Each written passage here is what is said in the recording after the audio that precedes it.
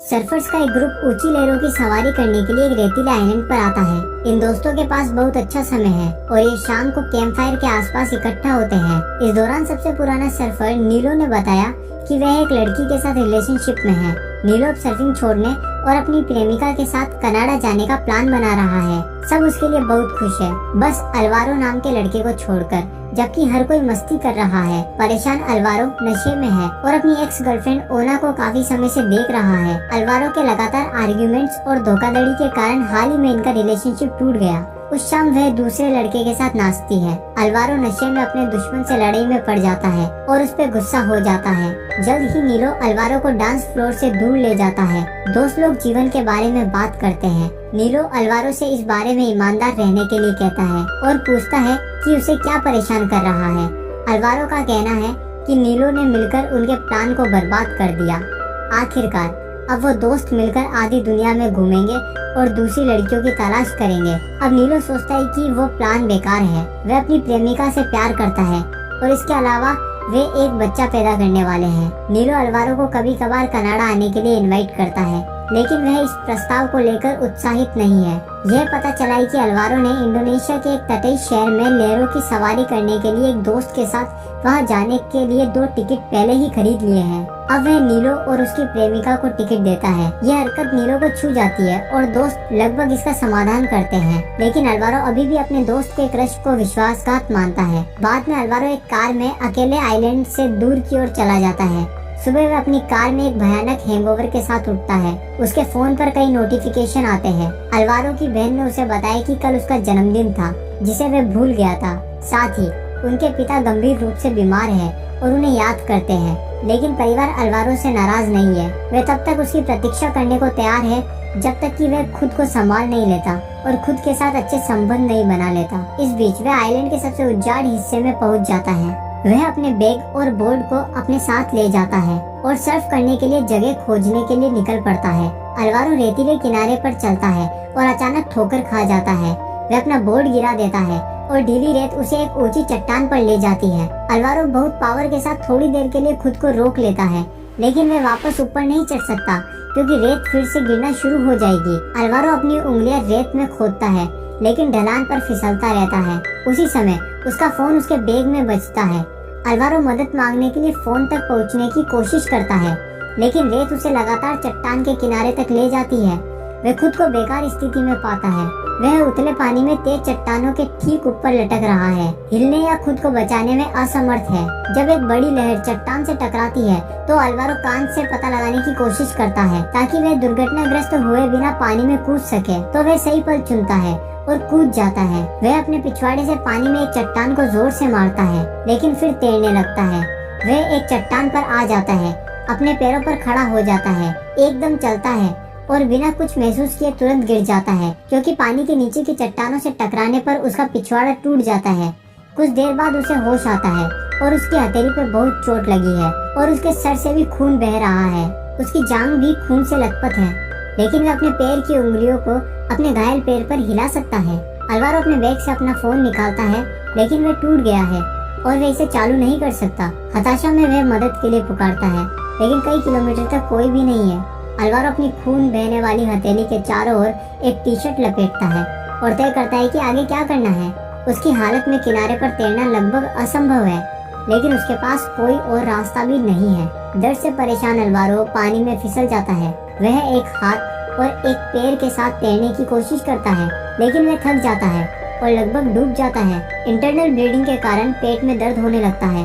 वह दर्द से चिल्लाता है और पानी के नीचे चला जाता है। अल्वारो को अब भी जीवन के लिए लड़ने की ताकत नहीं मिलती और वो हार मान लेता है। वह अपने फेफड़ों से हवा को बाहर निकलने देता है और धीरे धीरे मौत के मुंह में चला जाता है। वह मानसिक रूप से सभी को अलविदा कहता है और अपने गलत कामों के लिए माफी मांगता है। इस समय उसके पास एक भ्रम है। अल्वारो कल्पना करता है कि उसे बचाया गया था और सम्मान के साथ किनारे पर ओना के साथ लौट आया था। वह कहती है कि जिस लड़के के साथ उसने पार्टी में डांस किया वह सिर्फ उसका एक गे दोस्त था और अल्वारो ने फिर लड़ाई शुरू करके उसे सबके सामने अपमानित किया। लेकिन वह अपने रिश्ते के अच्छे पलों को भी याद करती है। उदाहरण के लिए कैसे अल्वोरा ने एक बार अमावस्या के दौरान आइलैंड के किनारे पर एक मोमबत्ती की रोशनी में रात का खाना फेंक दिया। उस समय उसका उस पर क्रश था, लेकिन अब वे भावनाएं दूर हो गई है। अल्वारो ओना को बताता है कि वह डूब रहा है और उससे माफी मांगता है। हालांकि लड़का ये तो नहीं कह सकता कि वे क्यों गलत है। इसके लिए लड़की के दिमाग में यह आया, वे उन सभी बुरी लगने वाली चीजों के नाम बताने के लिए जिनसे उसे अपने रिश्ते से गुजरना पड़ा। वे प्रेमी के लगातार धोखा, अपमान और उसकी ओर से प्यार की कमी के बारे में बात करती है। वास्तव में अल्वारो डूबता रहता है और अपने अकेलेपन के डर के बारे में सोचता है। वे एक बार फिर देखता है, वे उसके पास जाती है और प्यार से उसे बताती है कि उन्हें अलग होने और शुरू से शुरू करने की जरूरत है। अल्वारो को कई लोगों से माफी मांगनी है, इसलिए उसे इन शब्दों के साथ रहना चाहिए। वे उसे अलविदा कहकर चूम लेती है। ऐसा करके वे उसे खुद को समुद्र के किनारे से धकेलने और जीवन के लिए संघर्ष जारी रखने की ताकत देती है। अल्वारो सतह पर तैरता है और उसकी कल्पना में वे दूर चली जाती है। वे किनारे तक आता है। एक बड़ी चट्टान की छाया में बैठकर उसे होश आता है। उसके खून से लथपथ घावों पर मक्खियाँ बैठी है और इंतजार करने से कोई मदद नहीं मिली। तब अल्वारो ने लहरों द्वारा किनारे पर आ रहे सर्फबोर्ड के एक टुकड़े को नोटिस किया। वह महसूस करता है कि उसे समुद्र तट से जाना है और तैरकर ऐसा करना आसान होगा। वह रेंगता है जहाँ बोर्ड है, लेकिन सर्फ खराब हो जाता है। वह उसे उठाता है और उसे चट्टानों पर फेंक देता है। अल्वारो फिर बेहोश हो गया। वह लहरों में डूबकर जागता है। वह अपने बैकपैक का पट्टा एक उभरी हुई चट्टान पर पकड़ता है और इस तरह अपनी जगह पर बना रहता है। एक हेलीकॉप्टर उसके ऊपर से उड़ता है, लेकिन पायलट के ऊपर से अल्वारो नजर नहीं आता। पानी कम हो जाता है। अल्वारो अपने बैकपैक पर एक चट्टान के सहारे जमा हुआ है। एक सीगल उसके पास उड़ता हुआ आता है और उसकी हथेली से मांस को चोंच मारना शुरू कर देता है। इससे उसे होश आ जाता है और वह छाया में रेंगता है। रास्ते में एक फेंकी हुई मछली का हुक उसके हाथों में आ जाता है। ये परिस्थिति लाचारी, खून की कमी आदमी को निराशा में डाल देती है। वह फिर होश खो देता है। अल्वारो केवल रात में उठता है और अपनी प्यास बुझाने का फैसला करता है। वह रेत में एक छेद खोदता है और उसके तल को टिन फॉइल से ढक देता है जो उसके बैग में है। वह छेद में पेशाब करता है, लेकिन पेशाब नहीं पी सकता क्योंकि उसमें बहुत अधिक खून होता है। दर्द से उबरने के बाद अल्वारो नमक के पानी में अपने खून से भरे घावों को धोता है। बाद में वह किनारे पर मिली मछली पकड़ने के जाल में खुद को लपेट लेता है।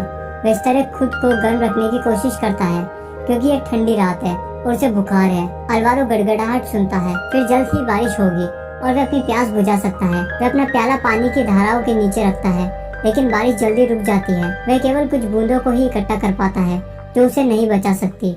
रात भर वह खुद से फुसफुसाता है कि वह मरना नहीं चाहता।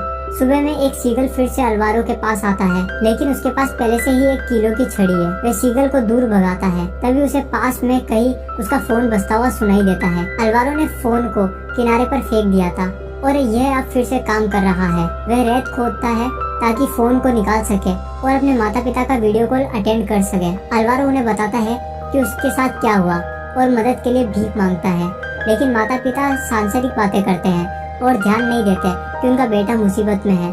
तब अल्वारो को पता चलता है कि यह एक और उसका भ्रम है।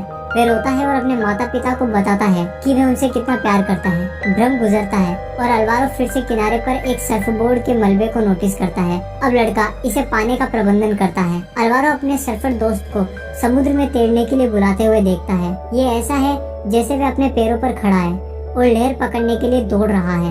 इस भयानक दुर्घटना से पहले अल्वारो को पता चलता है कि उसका जीवन कितना सुंदर था। हालांकि अपने दोस्तों और सर्फिंग के बारे में सोचते हुए वह समुद्र तट पर बेबस होकर लेटा रहता है। वह दोहराता रहता है कि वह मरना नहीं चाहता, मानो वह कोई मंत्र हो।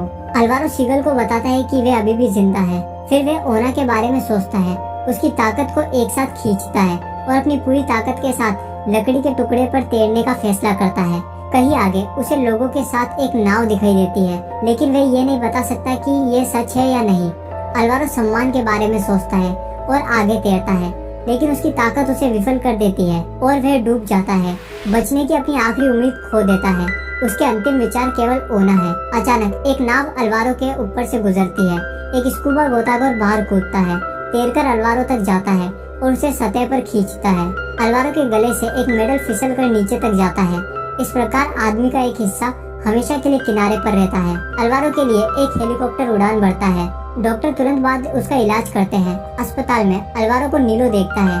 चमत्कारिक ढंग से बचा हुआ लड़का अपने दोस्त को बताता है कि किस बात ने उसे जीवित रहने में मदद की। अल्वारो का कहना है कि वह मरने से डरता था।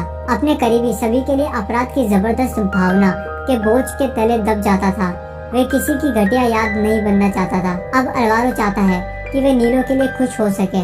जब उसने उसे अपने क्रश के बारे में बताया तो अल्वारो ने स्वीकार किया कि उस समय उसे केवल जलन ही महसूस हुई थी, लेकिन अब वह वास्तव में अपने दोस्त के लिए खुश है। अल्वारो पूरी तरह से स्वार्थी नहीं होना चाहता। उसे अपने पिता को सालों तक गले नहीं लगाने और उन्हें ये नहीं बताने का अफसोस था कि वह उनसे प्यार करता है। अल्वारो स्वीकार करता है कि उसे वास्तव में कभी प्यार नहीं हुआ। वह उसे केवल इसलिए पसंद करता था क्योंकि वह निष्पक्ष रूप से उचित है, लेकिन अल्वारो के लिए नहीं। वह ओना को जाने देने का फैसला करता है, भले ही उसे दर्द हो। अल्वारो ने जो असली बात सीखी वह यह है कि वह अकेला रह सकता है और जीवित रह सकता है। वह आंखों में आंसू लेकर अपनी कहानी समाप्त करता है। समय बीतता है। अल्वारो अस्पताल में ठीक हो जाता है और एक नया जीवन शुरू करने का फैसला करता है। उस समय उसे ओना भी देखने आती है। ये कहानी वास्तविक घटनाओं पर आधारित है। अल्वारो विस्काइनो नाम का एक सर्फर एक बार 2 दिनों के लिए लापता हो गया था और थककर उसे किनारे से 2 किलोमीटर दूर समुद्र में बचा लिया गया।